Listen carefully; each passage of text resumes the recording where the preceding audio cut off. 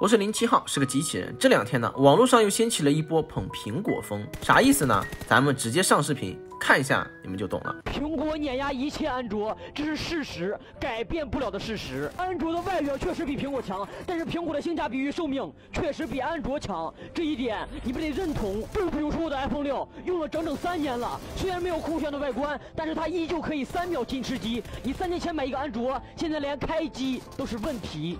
看完了，在这个作者的视频里啊，他说苹果手机碾压市面上所有的安卓手机。首先，他承认了安卓手机的外表很好看，很炫酷，但是性价比和续航呢不及苹果手机。用了3年的苹果呢，依然可以秒进吃鸡，而用了3年的安卓卡的开不了机。说实在，他有点夸大其词了。当然了，他说的也是有点道理的。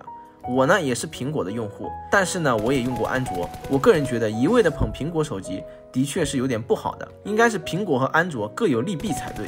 比如苹果可以用得久，不怎么卡顿，玩游戏呢也会很流畅，但是它贵啊，而且苹果每年呢只上线3、4款手机，每款价格都在5000元以上，没有经济能力的学生基本都是买不起的。安卓呢分为1000元机和旗舰机，各家的旗舰机性能都是可以媲美苹果的，甚至超越苹果。如果你拿苹果和安卓的1000元机比，那安卓肯定不及苹果，毕竟价格摆在这里，一个苹果可以买好几部安卓的1000元机，而且1000元机的出现呢，也让很多学生体验到了智能手机的乐趣。再假如你拿苹果和各家的旗舰机相比，那肯定是不分上下的，因为现在旗舰机的性能都是很高的比如高刷新率、快速充电、屏下指纹，苹果至今都没有。